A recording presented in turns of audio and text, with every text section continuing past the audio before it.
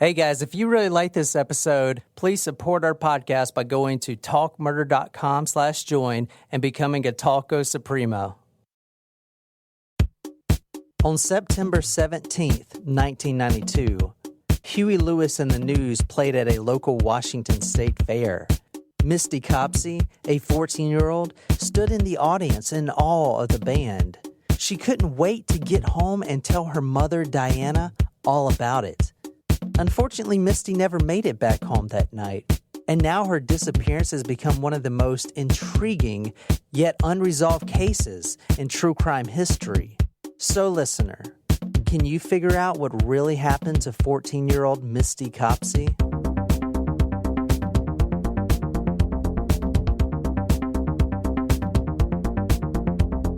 Welcome to Talk About Cars and Car Stereos. Welcome to Talk About Mullets. Oh, yeah. Because tonight's story has a lot of mullets. Business in the front, party in the back. All right, so we have a brand new Talco Supremo, Whitney. Whoop. Hey, Whitney. Whitney from Alabama. All right. Alabama Slammer. Hey, guys, I absolutely love listening to you while I deliver mail every day. She's a mail lady. That's That's awesome. awesome. How do you get employed by the Federal My Mail mom was Service? a mail person. Really? Because that's like employed by the federal government. That can't be that bad of a job. I'm sure it's pretty good. Holidays, weekends. And I do want to point out, it's very important when the mail lady comes to our house, if she has to get out because she has a package that can't fit in the box, I always make it a point, if I see her, to go up to the mail truck so she doesn't have to walk all the way to the door. That's very nice of you. And I also say hey to her. That's very nice. considerate. Do we tip our mail lady? Tip her. Yeah, like You're on not supposed holidays. to tip mail ladies. Like on Christmas and stuff. We like when I was growing up, we always used to give our mail person like a gift card to somewhere. I didn't know if our person was really consistent. You know what I mean? I pretend that I am drinking with y'all. Oh. Absolutely. Gotta get through the day, girlfriend. Some nights I wish that I was pretending to drink. Can't y'all imagine the looks I get out here in BFE, which is bumfuck something. Bumfuck nowhere or something. BFE is something. I don't know. I don't know about that. Y'all never heard that? I've never been to Alabama. Can't y'all imagine the looks I get out here in BFE when I laugh at myself? But I'm really laughing with y'all. Oh, thank you so much. And she uses y'all, so you're automatically cool because you're from the South. And she has a winky face, a monkey face, and that like emojicon that you always send with the lady in the purple shirt. Like this? This Yeah. The customer service one? Or Yeah, customer service one. Well, but she has both hands up. Oh, I don't know. Yeah, I don't know. I don't know emojicon. I was going to see if y'all could look into doing a murder that happened in my family. Oh, yeah, sure. We definitely will. Wow. Her name was Kelly Bailey, and she lived in Panama City, Florida at the time of her murder. I don't know much about it, but this is why you, Nicole, and Jen are the experts, right? Yeah. I mean, Yeah. We try. I can't wait to hear the rest of the Pee Wee Gaskin story. Yeah. Y'all should try Kenny Chesney's key lime pie rum to drink. that sounds delicious. We're going to try that when we do your murder. Keep being amazing. And P.S. John, you're so awesome. I'm just kidding. She didn't say that. Oh. Keep being amazing. And P.S. Jen, love your body. You are beautiful. God will send you the right one in his time. Oh, thanks, Whitney. That's so That's freaking sweet. I know, That's that so is sweet. sweet. Oh my gosh. You know what? Our tacos are like our best friends. I love it. I really do. That is from Whitney, the mail lady from Alabama. One of my favorite parts about this podcast, other than sitting here with two of my very best friends drinking and having them not judge me all the time, just most of the time, is getting to know our tacos, Taco Supremos, taquitos, small tacos, all of you guys. All right, and to recap on the Faith Hedgepeth story, Oh, yeah. Megan says, I think the roommate definitely killed Faith. I'm with you there. Ooh, yeah. Since both of the girls were promiscuous, it's likely there were used condoms in the trash. Oh my God, that's such a great fucking theory. I never even thought about that. I read her comment, but I didn't put that together. Damn. Interesting. That's a really good theory. I didn't even think about that. They probably had a condom in the trash and they just emptied it out on her. Doesn't that dry up? I guess if it's like a high concentration of it, maybe it wouldn't. Well, I don't know. Like, But it's don't also in tube socks rubber. get like But it's also in like a rubber thing. Yeah, but that's a tube. That's a sock. And a fabric. I don't know. That's a great point. is that why they call them tube socks? Because you stick your No. tube in it? No. oh no. God, that was awful. Shit. Maybe Karina staged the semen from the used condoms to make it look like a sexual assault. Sorry, that's gross, but maybe that's a really good theory. That is a good theory. Although you would wonder if previous sexual partners would not already have been tested. I don't know. But that's Not if really they were interesting. random. Could be. Not if they were random guys No they took home idea. from the club. All right, and Grace from New York. I'm near the end of the episode, and here's what I think. I think the girls come home from the club. Maybe one of them brought a mail home, gave them the address to meet them, to drink some more, and they argued. Maybe then Rosie wanted the guy, and Faith and him hooked up. That's what I was thinking. Yeah. Rosie's super jealous. If you see all the pictures, you can tell she's so jealous. Yeah, I looked up a couple later, and Yeah. like I definitely saw what you were saying, like just the body language. She Yeah, the leans body into language. her very much. Yeah, she's like all leaning into her, like, I want to be you. It's kind of unhealthy. Or maybe she like wanted her, like maybe she was Do you think attracted she to was- her. Oh, yes, that's a great point. Rosie kicks out the guy and then kills Faith. Time of death is when the neighbor heard thump. Or as Megan says, sperm transferred from the other source. Who knows? With the pings from the other friends' phones, maybe there was a group, and the murder by Rosie was a crime of passion, and everyone helped set the scene because they didn't want their lives marred by this accident. I think that's happened too. I think all those guys were in it. Well, I I, think just have someone a will question eventually though. come The forward. only comment I have about Megan's theory is that what happened to the condom after? Because wouldn't the police have found that if it was in the trash? Like, don't they go through trash? I mean, and shit? she could have flushed it. You can flush condoms. Yeah. I thought that was like a no-no, like tampons. Like you don't flush that shit. Yes, you do. Stop putting your tampons in the trash.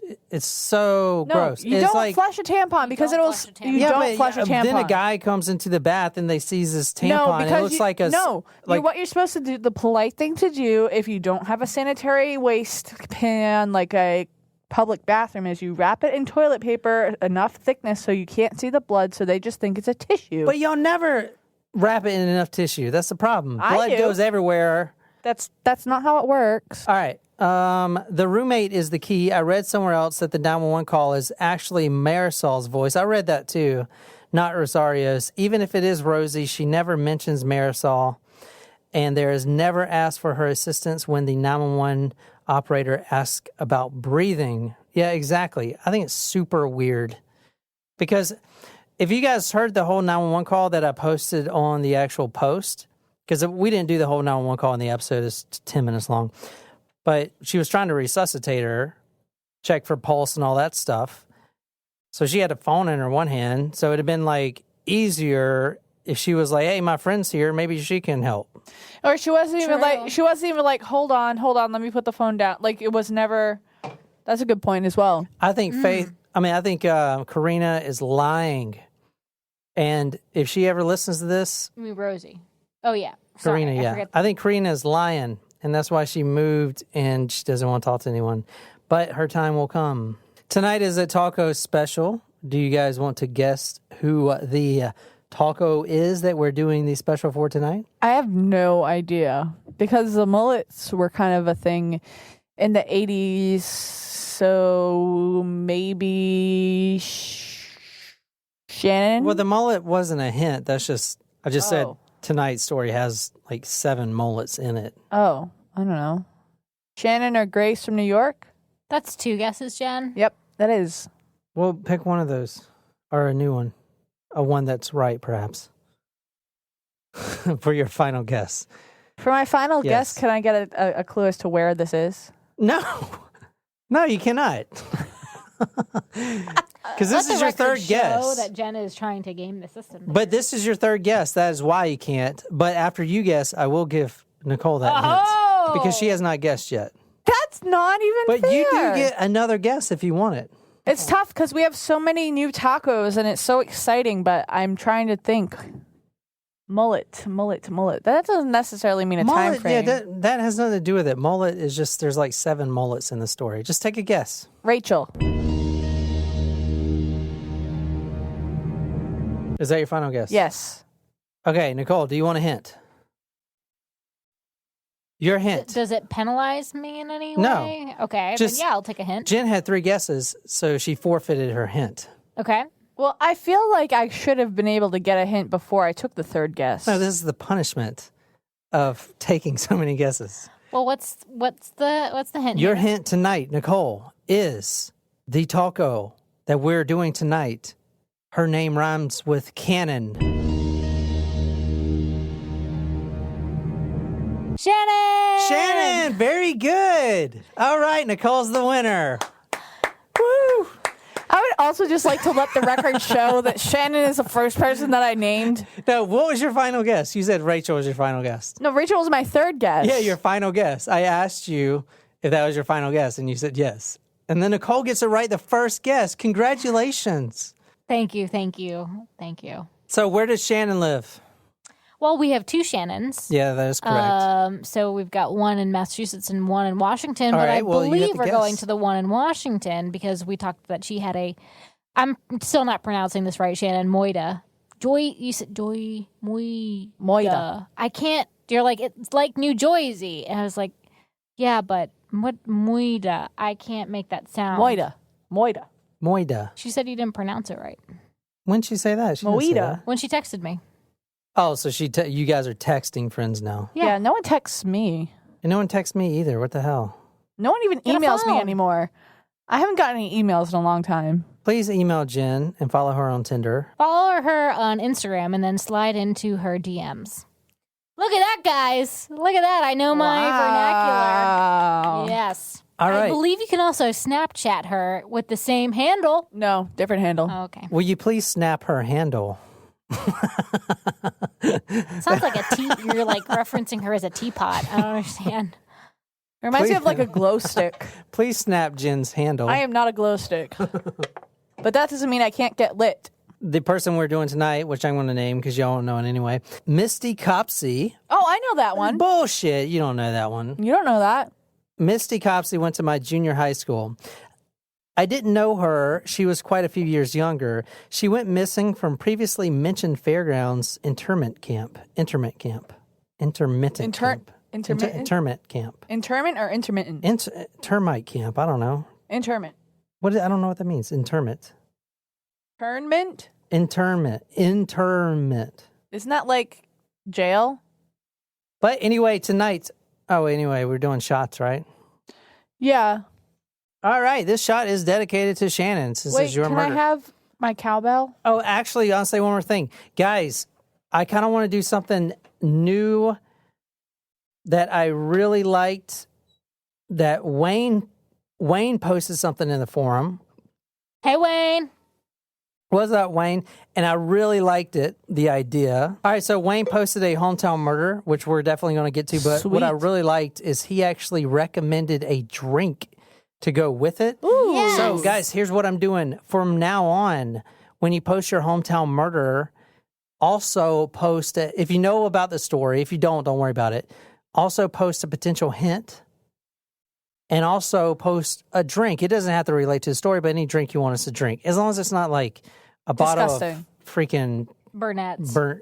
No, as long as it's not like Absinthe. Cristal or something that we can't afford. Yeah. Yeah, I mean, If it is Cristal, then you can pay for our tab because yeah. we are not making any money right now. Yeah, let's take some shots. Shot.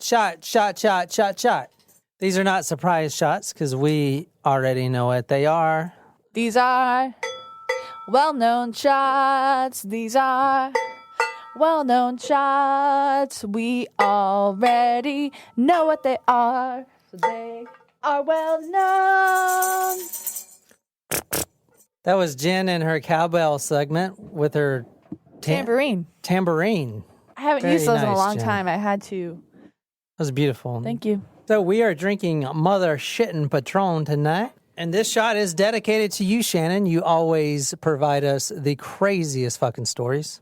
All right. So tonight we are going to... Tonight we're gonna have ourselves a real good time. We're going to Shannon's house. I don't Literally think her those are the home? words. Yes. All right. This happened in Shannon's home. What? No. No. Come on now. Well, I was going to ask if she lived in a haunted house. This seems like something that Shannon seems to know all the serial killers, by the way. She does. She's got some weird connections. Yeah.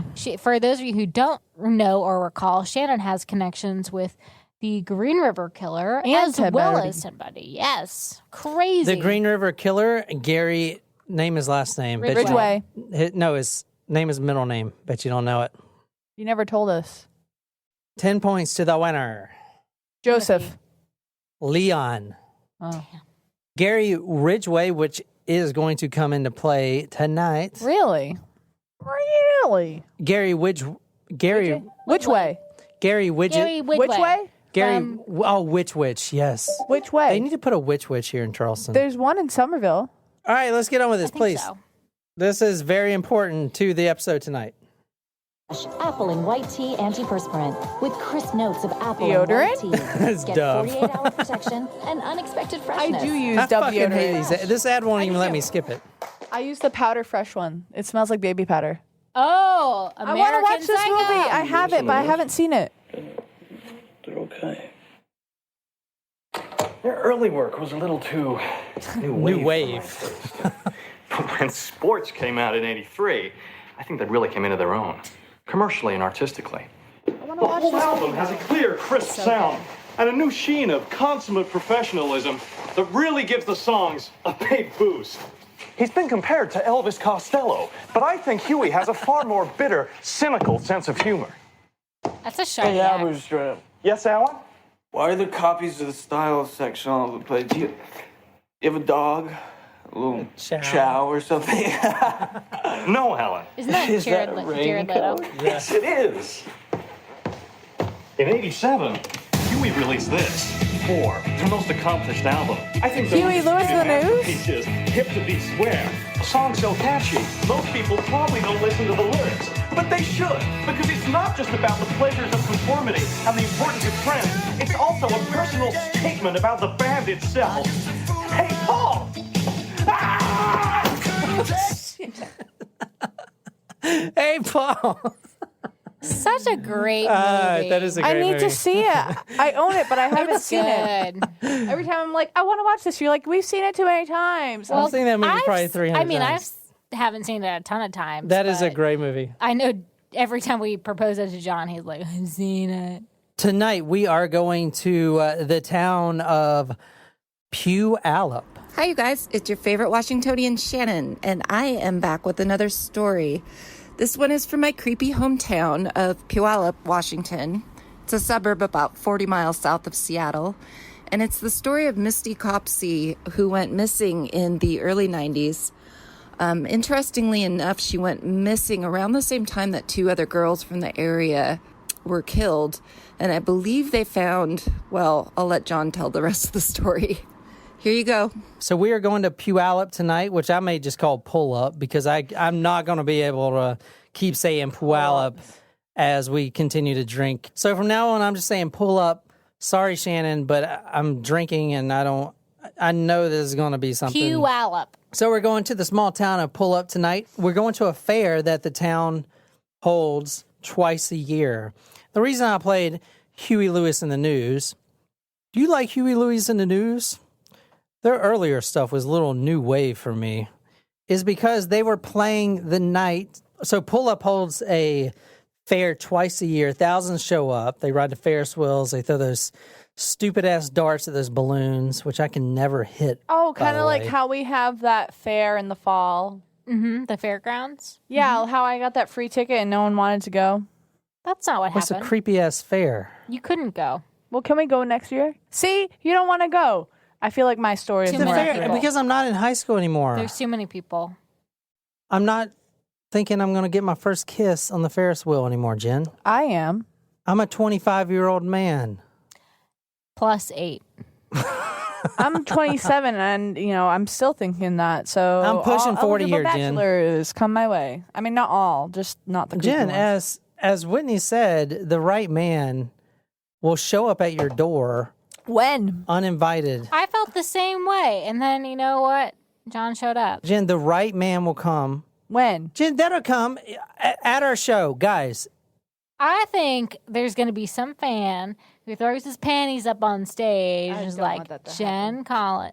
You know what I mean. If there's any single Not guys, literally, but he's going to be a really big fan. he's going to throw his Skid Row panties up on the stage. Twice a year, thousands show up to ride the Ferris wheels. They throw those darts at the balloons. They win the giant stuffed crabs. And they Stuffed crabs? Or whatever, the stuffed Teddy animals. bears. Teddy bears. They get their first kiss, maybe get their first BJ behind the bathroom section. Oh, really? Are you talking from past experience here?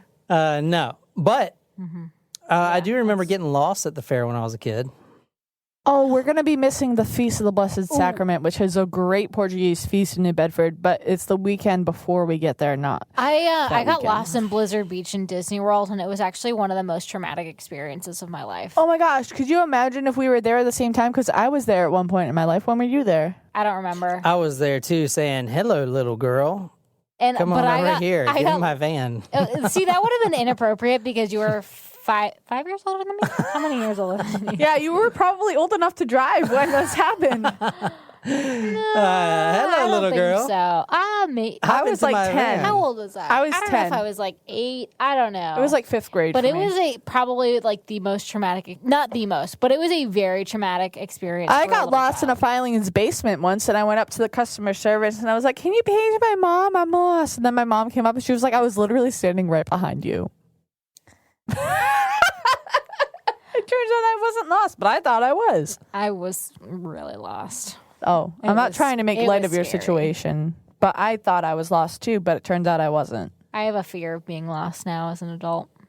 I'm lost. I don't know what the fuck I'm doing half the time. Yeah, that's true. All right, this is September where we're going tonight. The fair, a lot more people than usual because Huey Lewis in the News was playing. Oh, hit to B square. There were 2 girls at the fair this night. Only 2? These are the girls right here.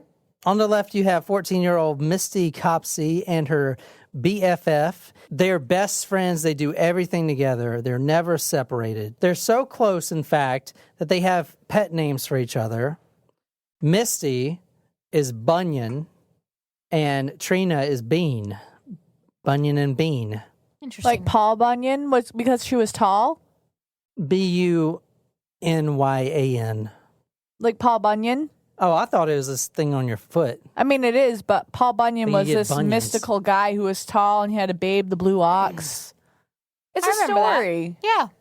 I never read Gulliver's Travels. It was not in Gulliver's Travels, but nice try. All right. He was a lumberjack. Now, the girls really wanted to go to the fair tonight, but keep in mind, Misty's 14, Trina's 15. They're literally too young to go to the fair, Right. but not really because I remember going to the fair when I was like 10. Oh no, we never went to like the feast when we were. We The didn't feast? have a fair. We had what was called the Feast of the weird. Blessed Sacrament.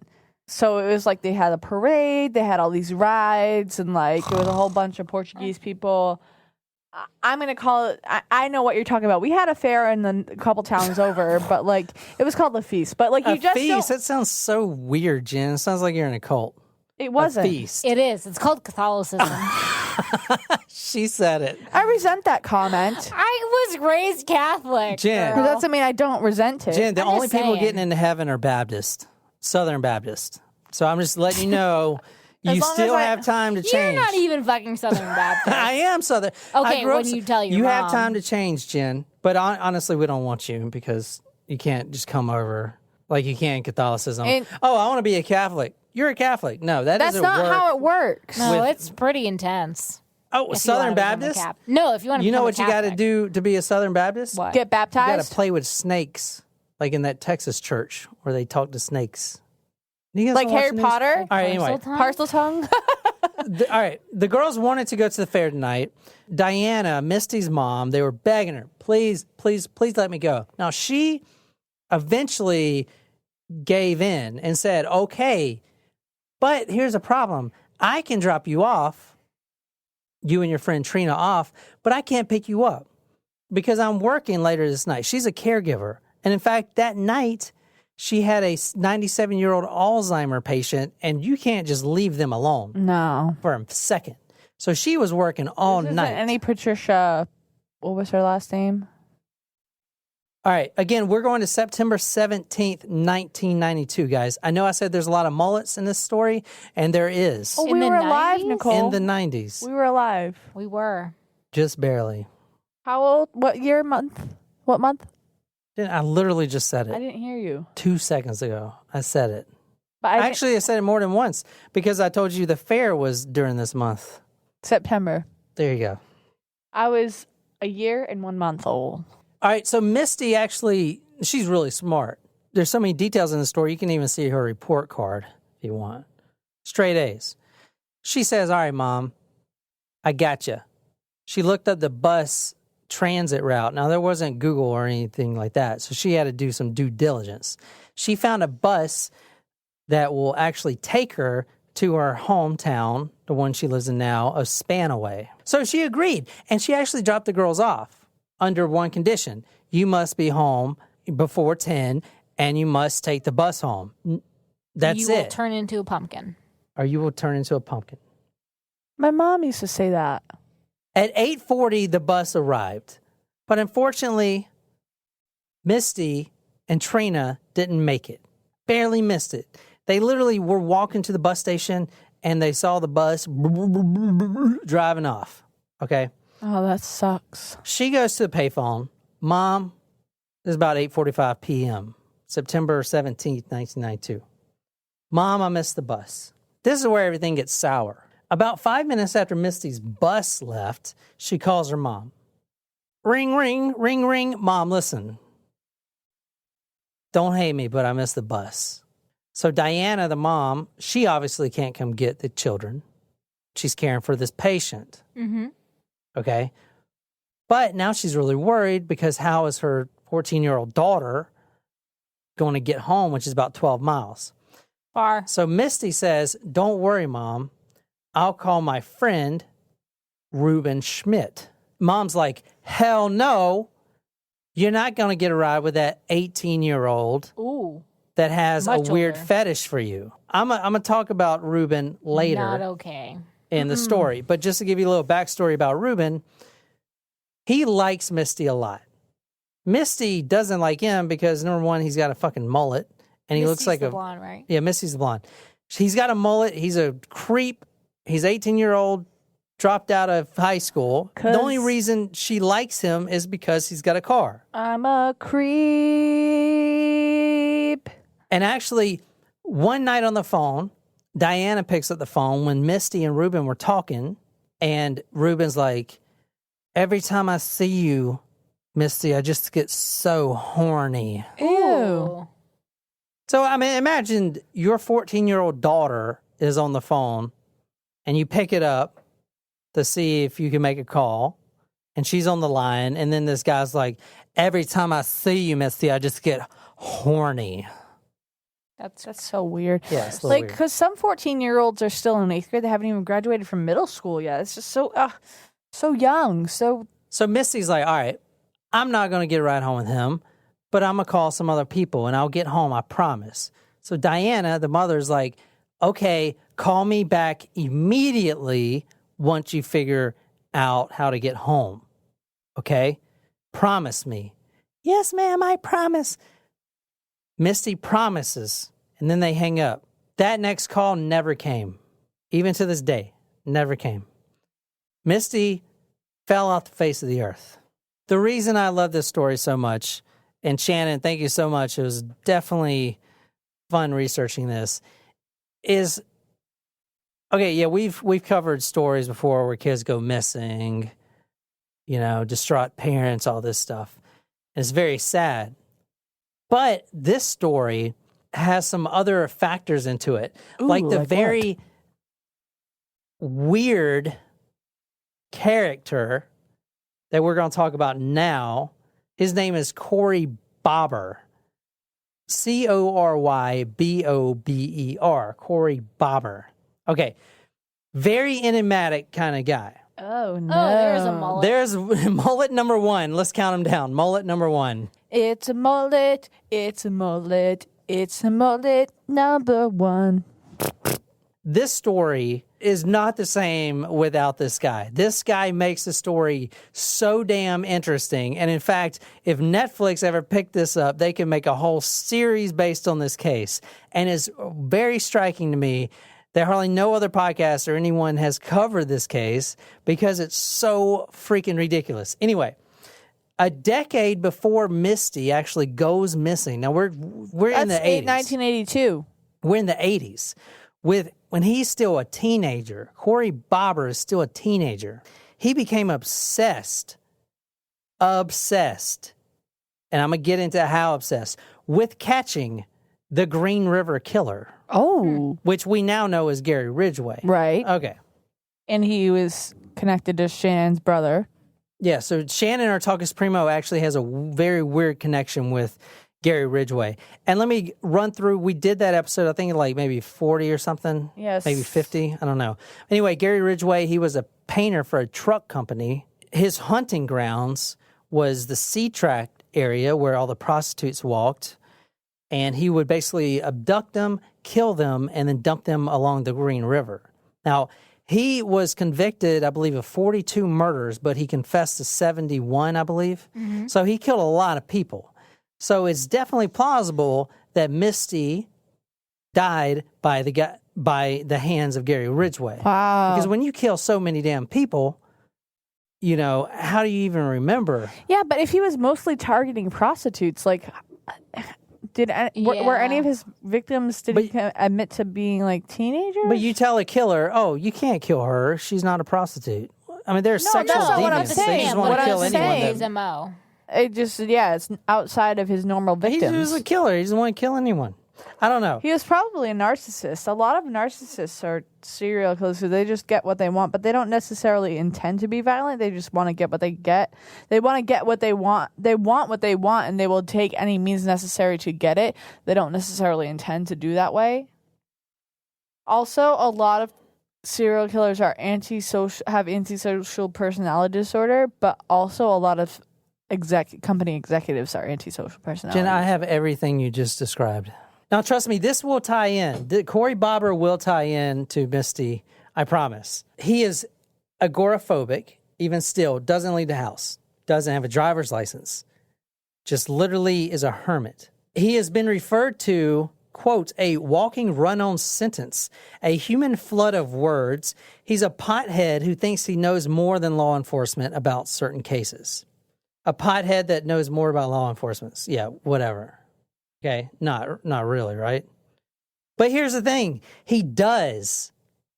And he constantly proves law enforcement wrong. Huh. And not only that, days before Misty Copsey even vanishes, he calls the pull-up police. Pull-up police. I'm so sorry. I know this is a real story, but like... calls the pull-up police, and he says there's most likely going to be a girl that goes missing, about 14 to 17. She's going to go missing. She's going to be abducted. She's going to be murdered. Days before she got abducted. What? Exactly. How? Okay, here's how. Corey Bobber is a very unique individual, and we're going to talk a lot about him tonight. And in fact, I've seen the few podcasts that have done his episode, or not his episode, the Misty Copsey episode. He's actually commented, and I'll show you those. All caps, all rambling, calling the podcast host or whoever a complete idiot, run-on sentences.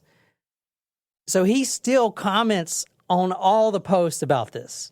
Did we get in So contact he will with him? most likely comment on this post. So let's all say hey to Corey because he's probably going to hear this. Hey, Corey. He is most likely going to hear this. I can promise you. Okay.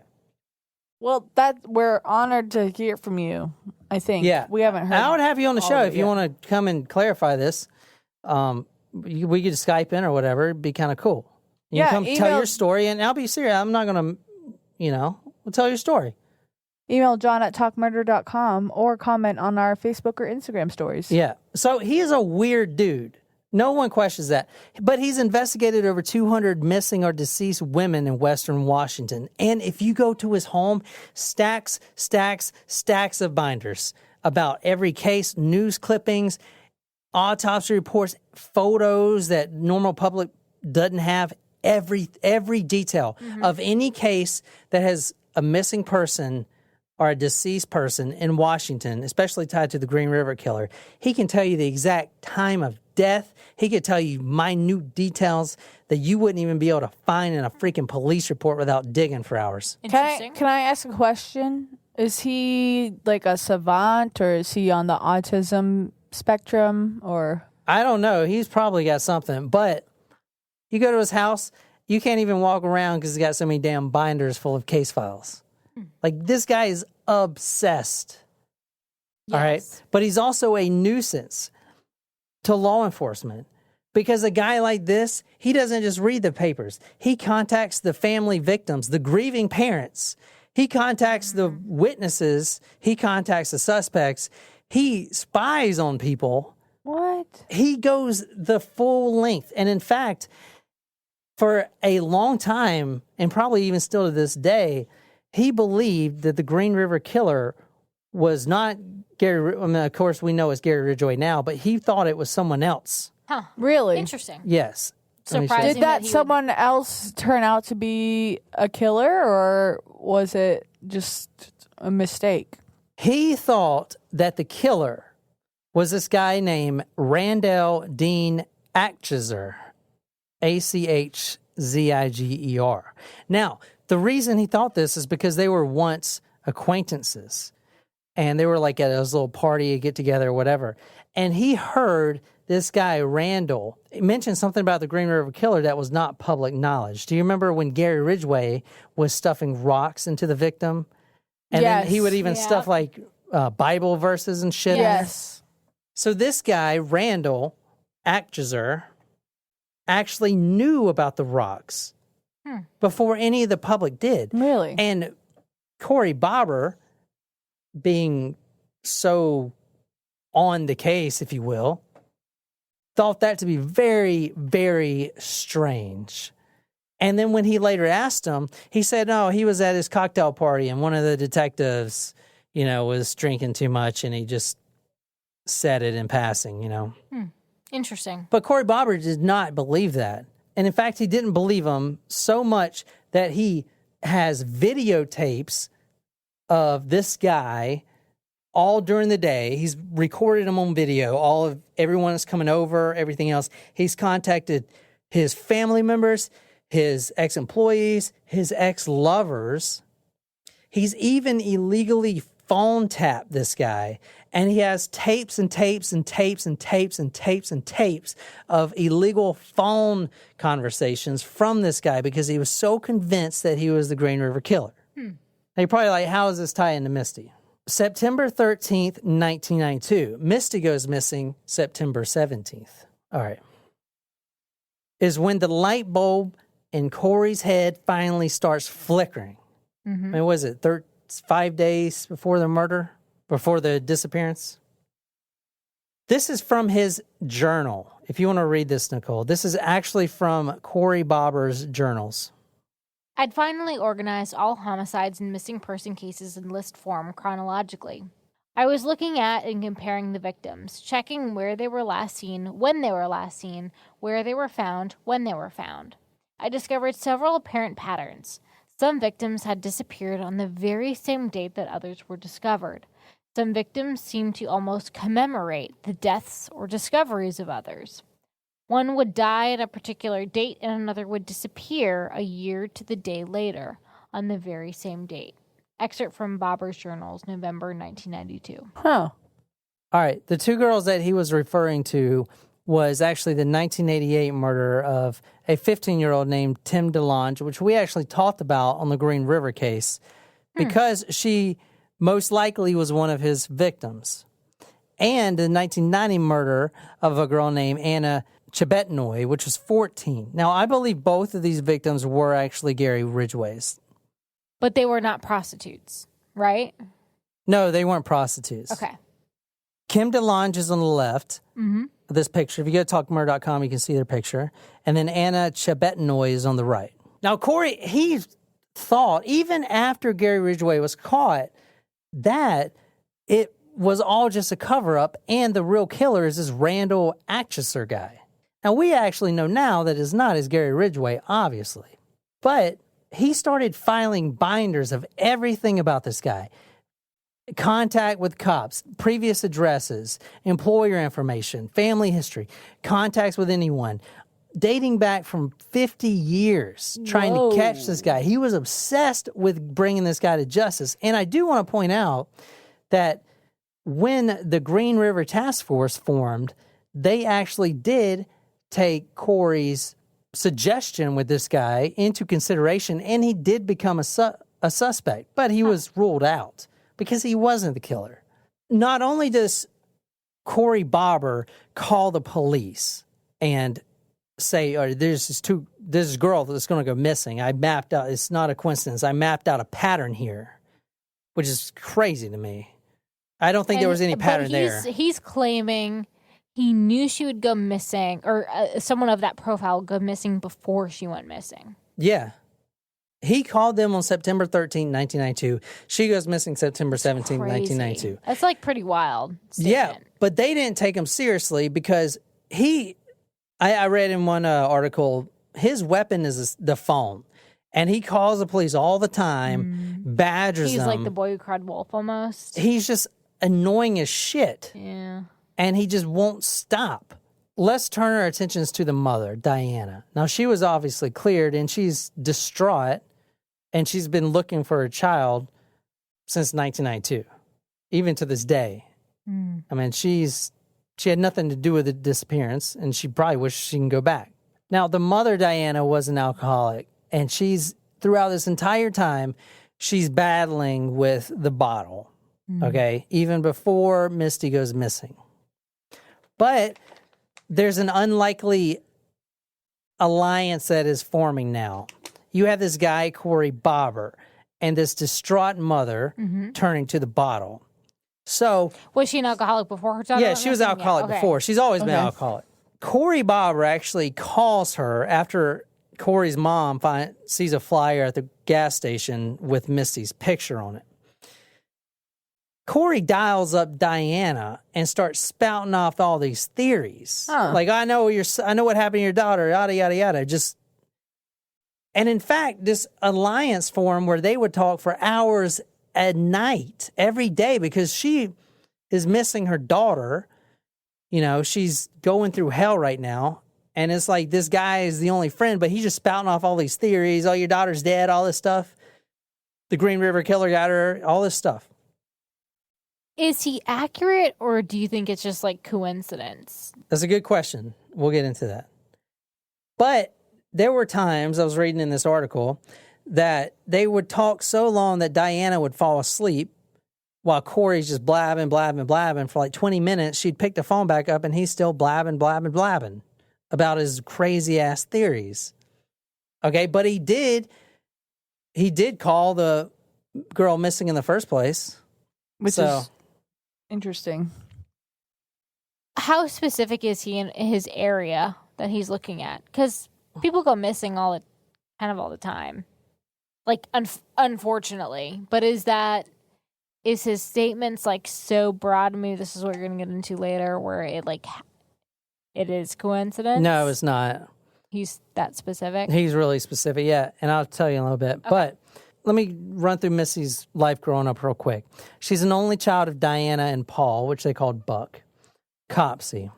After she was born, the parents split up. Now, they've both took polygraph tests, and they both nothing to do with it. She was a fantastic student, and she loved sports and all this stuff. And here's her softball photo. I'm putting all the photos on talkmurder.com. But as a primary caregiver, Diana, her mother, was having a really hard time raising her. Not only that, she was an alcoholic, but Diana did eventually move the family from a trailer home in Green Meadows to a duplex in Spanaway. Now, Spanaway was where she was supposed to go back home that night. In fact, they just moved there in 1992.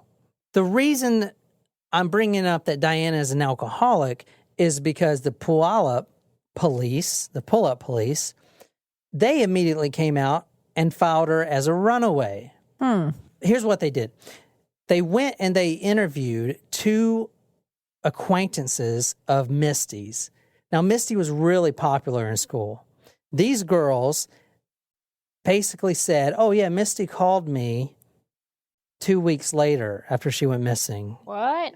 And then one girl said, oh, I saw Misty at the Color Me Bad concert. You know what Color Me Bad is? Yeah, isn't that the one that was, it's not the group that sang about the you and me, baby, ain't nothing but That's the metal. Bloodhound Gang. All right, anyway. Oh, never All right. mind. One of the friends was like, yeah, I saw her at the Color Me Bad. But then years later on the interview, they said, no, we were just saying that because we kind of wanted the popularity, the attention. Wait, what does Color Me Bad sing? Were they the ones that were I Want to Sex You Up? Yeah, I want to sex you up. Yeah. I was so close.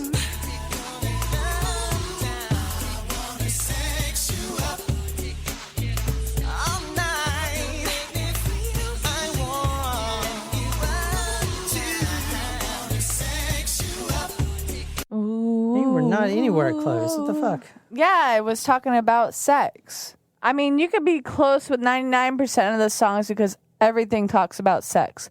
Let's talk about sex, baby. Let's talk about you and me. All right. Let's talk about all the good Okay, things, Jen, all the we gotta bad go. things we can All right, do. so- Let's talk about sex. From the research I did, she was a pretty normal teen, no domestic abuse, no sexual abuse, anything like that. The only problem was the mother was alcoholic.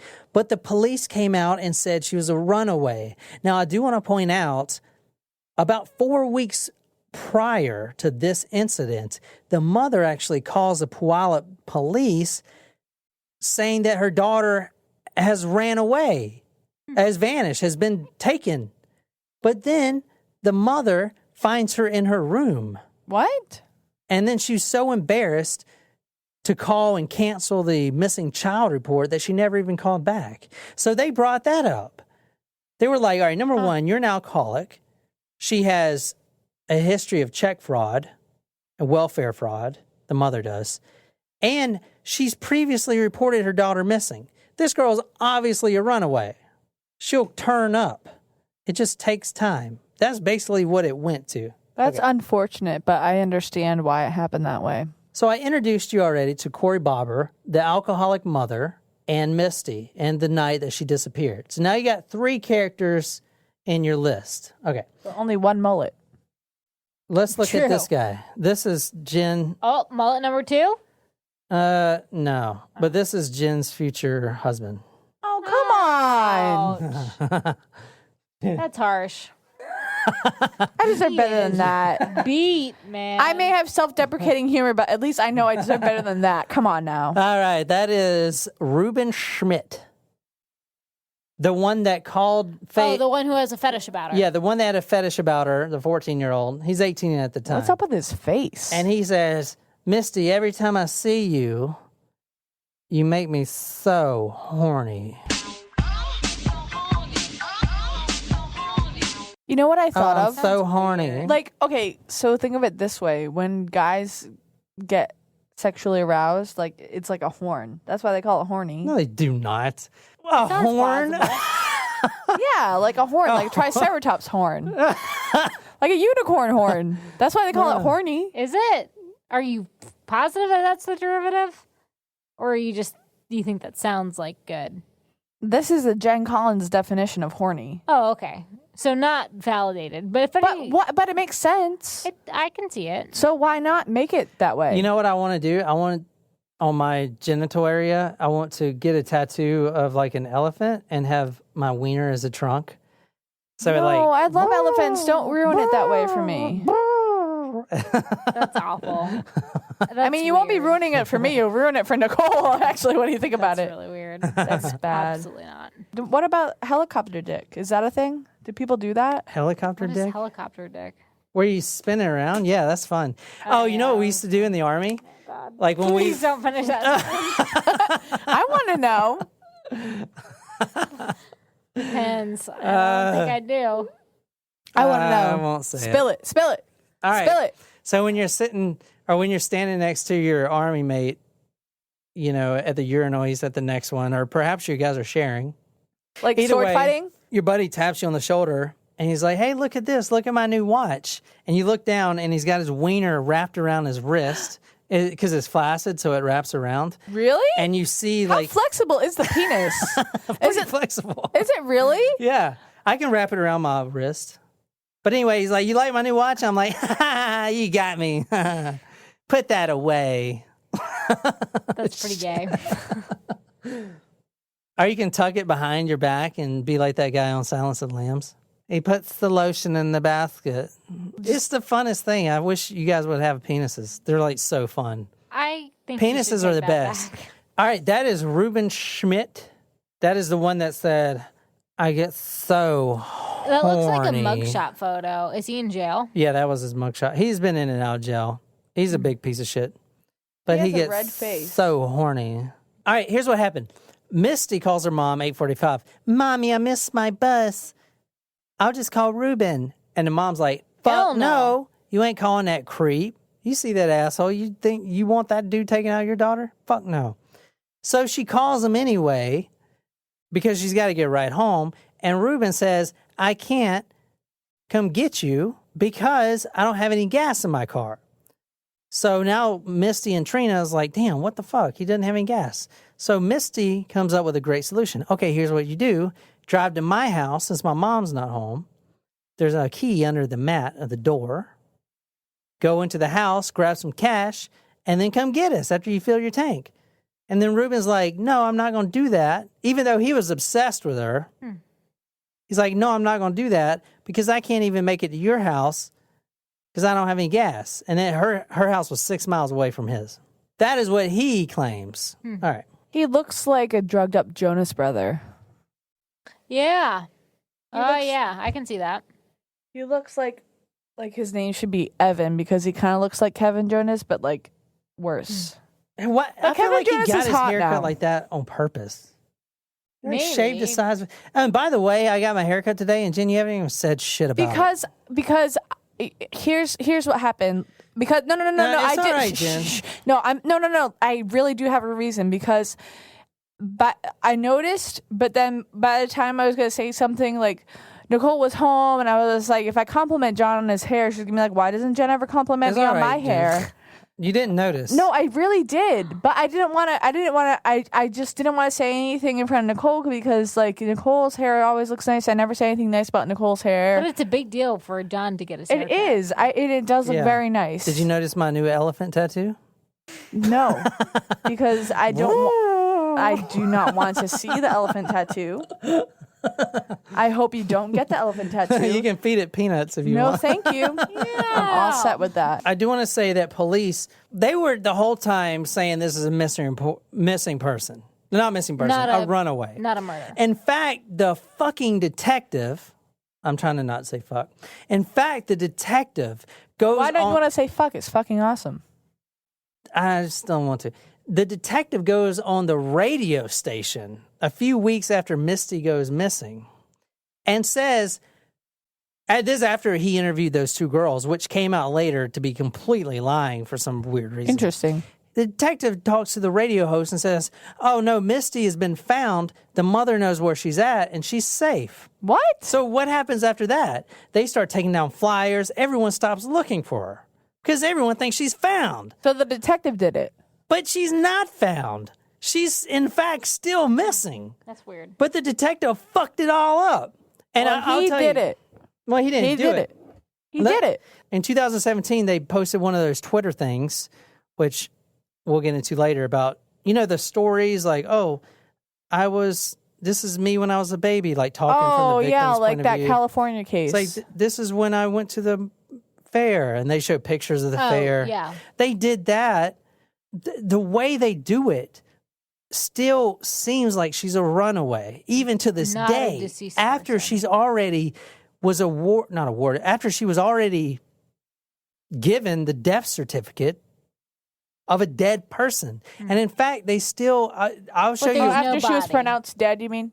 Yeah. But there's no body. There's no body. But I'll also tell you that there's a new photo. They're doing the photos on the trucks. Now, I'll show you right now. Like the milk carton, but on a truck? The age progressed photo of Misty Copsey on the truck. Now, what does this tell to the mother? The mother, Diana, It's bringing her hope that she's alive. has been fighting for this, for the police to pronounce her not a runaway, but a victim of something horrible. And now they're still, even to this day, putting her missing face on a fucking truck, even after she's got the death certificate. Everyone knows she's dead. Why do they keep doing this? It's like they're badgering the mother. And it really is that way. And that Twitter thing's the same way. I understand they're trying to do something right, but she's not a runaway. She was abducted. She had no reason to run away. She didn't have any money to run away. She's never ran away before. Her age progress photo looks like Renee Zellweger. So go to Talk Murder. I'm putting that age photo on the post for you guys. It's interesting they don't put them on milk cartons anymore because, as Nicole and I were discussing, dairy is not great for you. So people aren't drinking as much milk. No, people are drinking more milk than ever. Oh. There's a few different theories about this case, and we're not done yet. But some people even think Corey Bobber is the one that did it. Some people think that Ruben did it. In fact, I'm going to show you a post later. The nephew gets on this very influential magazine in Seattle called the Daily Bazaar. Oh, I've heard of that. And he gives this 5-article expose on his uncle, and he knows that his uncle is a sexual deviant and all this stuff, and he is calling his uncle out for committing this murder. This is the nephew, and we're going to go through that. I'm going to put those links on Talk Murder as well. Let me tell you a little bit about Schmidt, the guy you just saw with the weird hair, the one that Jen likes. He got 2 polygraph tests. The first one, inconclusive, because everyone thinks he did it. Schmidt's roommate actually told the police that after he got off the phone with Misty, he left the house, but he didn't have any gas. So where did he go? He tells police that he's been suffering blackouts ever since he was a child, and he doesn't know where he went that night. He can't remember, but he ended up at his grandmother's 100-acre farm, passed out on the bedroom floor in the morning. Was that a common occurrence? Is there medical documentation? Keep in mind, the police, they didn't actually interview anybody until 6 months after Misty goes missing. They didn't interview Trina or Ruben, the 2 people that talked to Misty last, until 6 months after she goes missing. So the dynamic that I want you guys to see here is, because it's a very weird dynamic, you got this one guy, Corey Bobber, who is just a freaking wrecking ball. He's calling the media every day, threatening detectives.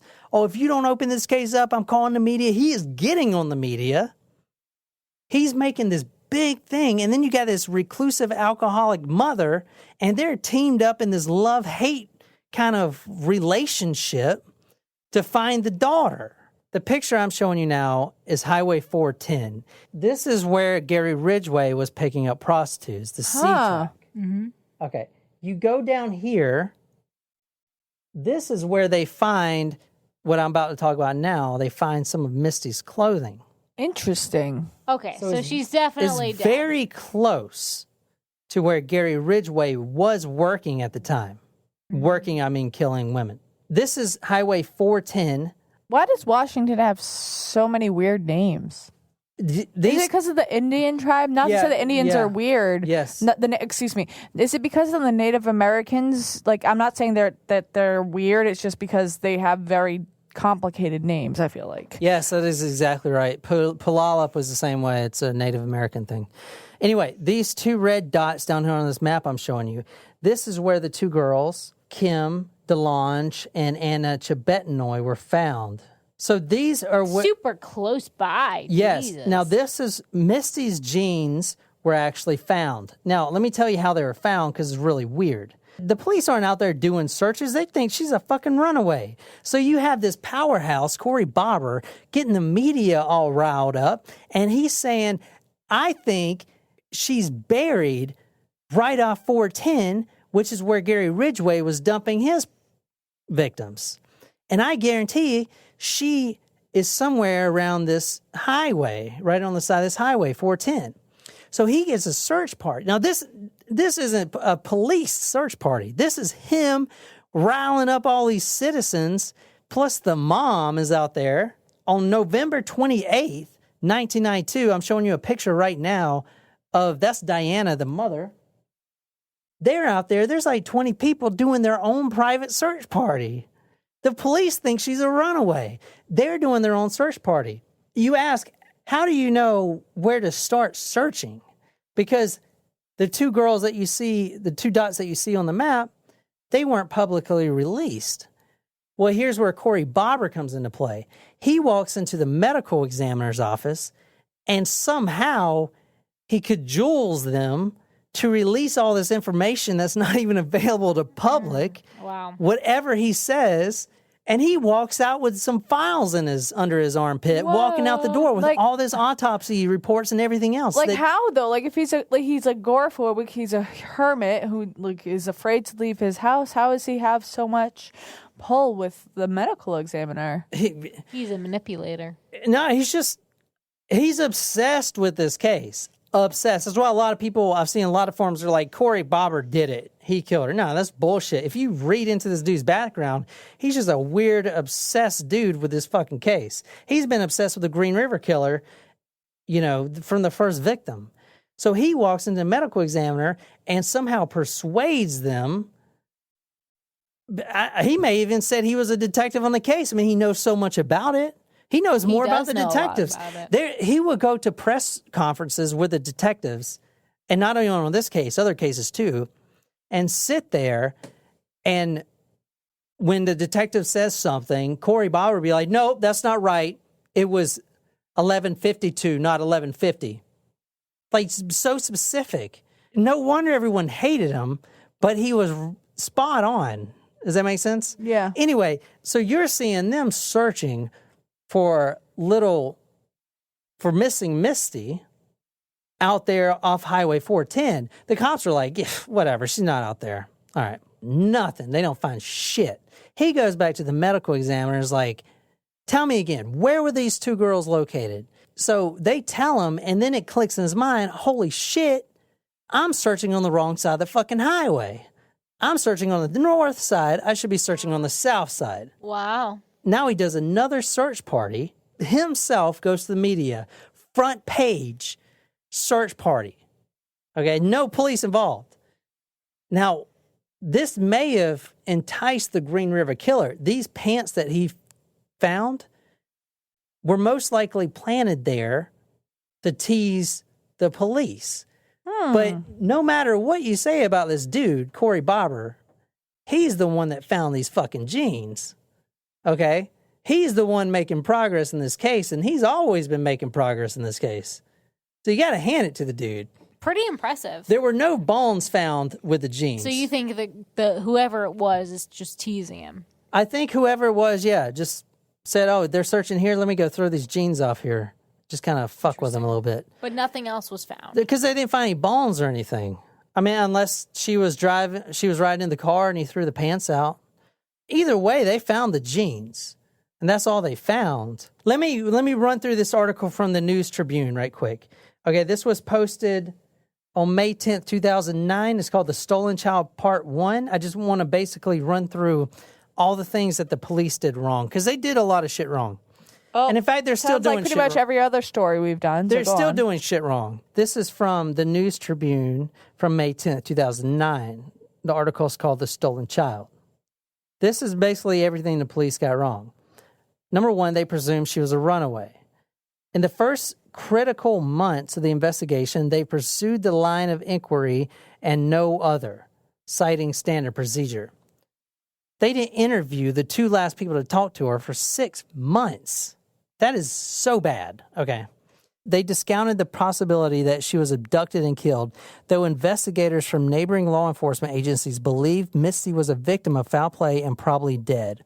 They surveyed Diana's background, the mother, found it shaky, and labeled her as a dishonest drunk. Now, they did that in the media.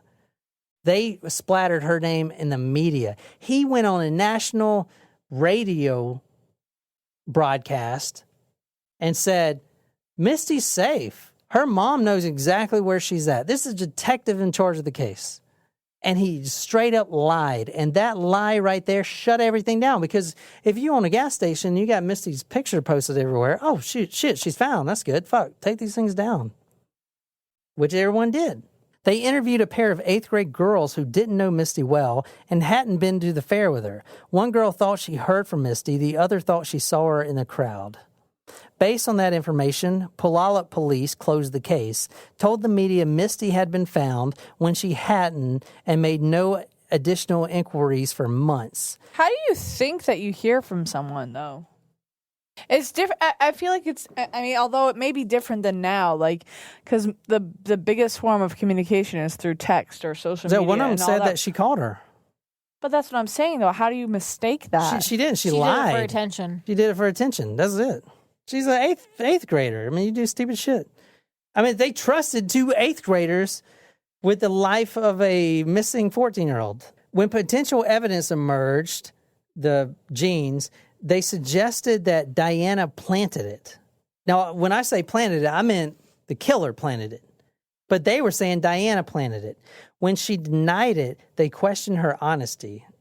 Now, they were doing this to the media. They were discrediting her. Wow. And in fact, they're doing it now by putting her fucking face and her age-progressed photo on all these fucking trucks. Everyone knows she's dead. She had a death certificate in 2000 that the mother had to convince the medical examiner to get, and the only reason she did that is to get the label off that her daughter's not a damn runaway, but she was abducted. That's why she got the death certificate to begin with. So now you're plastering her face all over these trucks and on this Twitter profiles like, this is me at the fair. You're basically saying that she's still alive when she's fucking not. Right. That's fucked up. You should be fucking ashamed of yourself, Puyallup police. That's fucked. Okay, anyway. More than 5 months passed before police interviewed the 2 people who last saw and spoke to Misty the night of her disappearance. Between both witnesses concealed information about their actions later that night. Reuben Schmidt, he actually came out to police and said, they were like, did you kill Misty? I'm not sure.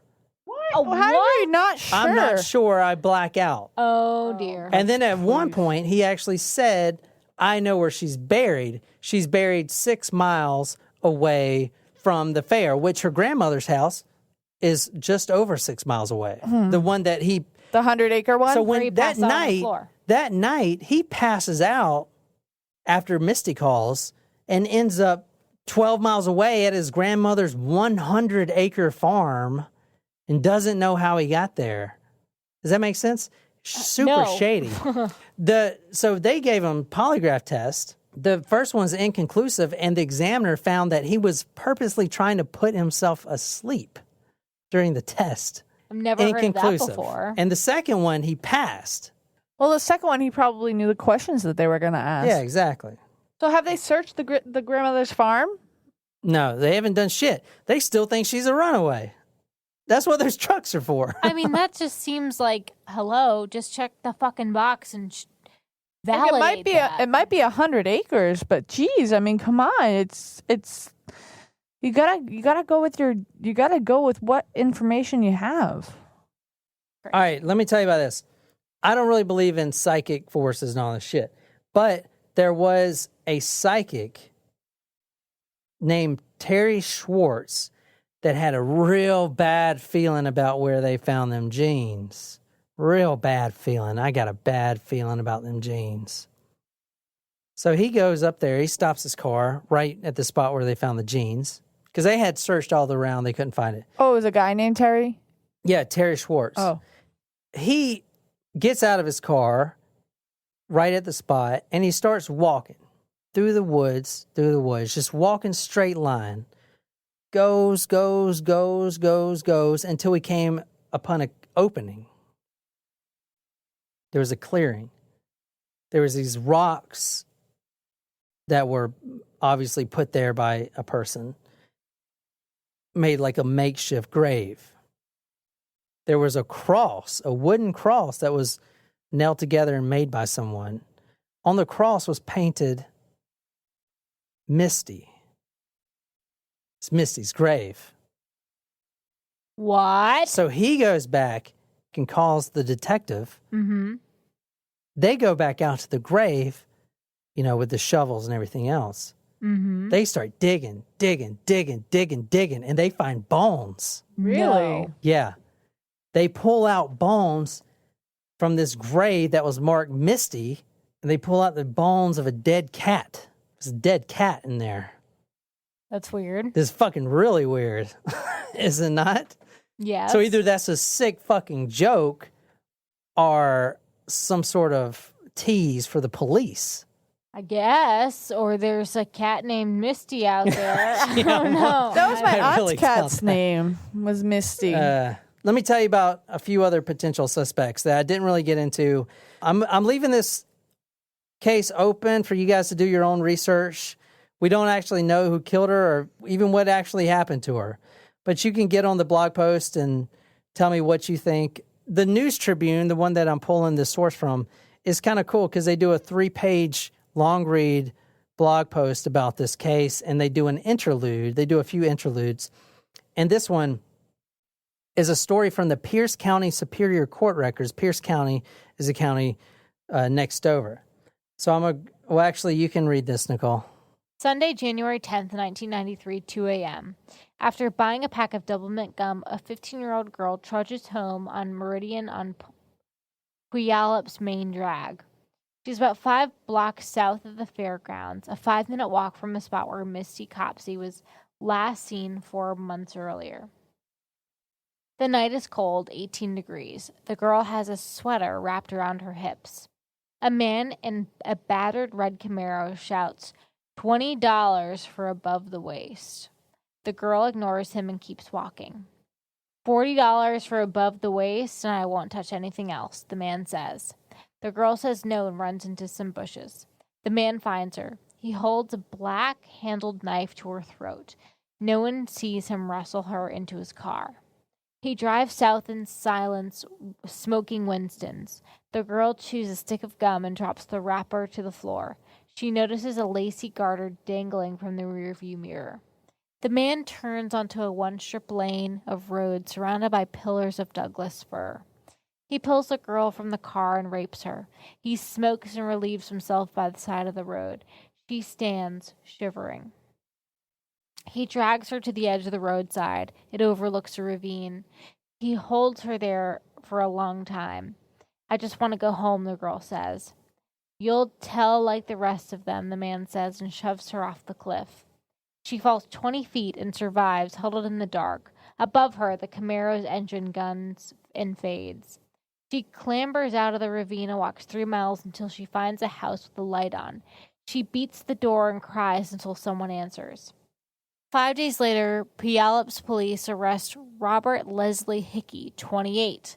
They search his red Camaro. They find a double mint gum wrapper on the floor and a garter hanging from the rearview mirror.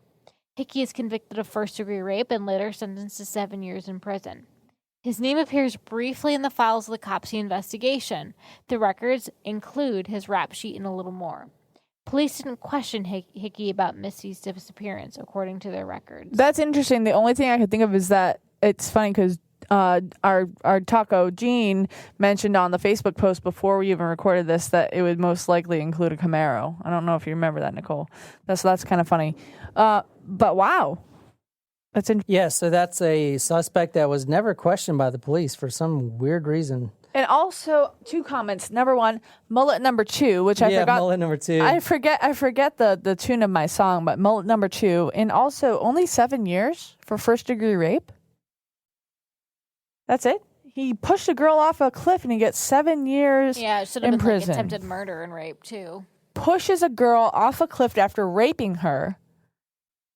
in freezing conditions in January in Washington, which is 18 degrees in the middle of the night, so you know it's going to get colder.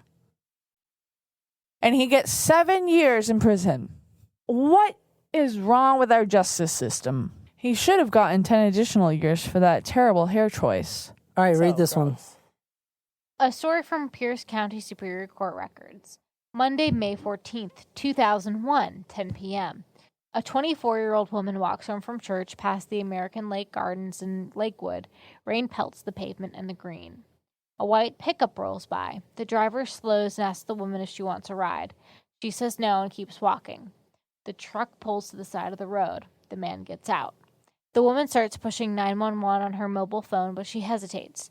The man walks quickly and catches up. He asks her for a cigarette. She says no and crosses the other side of the street. The man rushes. He pushes the woman over a 15-foot embankment. She falls and fumbles for her phone, hitting the send button again and again. The man rips her shirt and grabs her throat. She fights and she starts to scream. Shut up, the man says. Don't make any noises. Don't move. I'll kill you. This is it, the woman thinks. I'm going to die. The man sees the phone in her hand. Glowing number is 911. He snatches it and flees. The woman runs to a house and calls for help. Police arrive. They arrest Robert Leslie Hickey, 37, convicted rapist.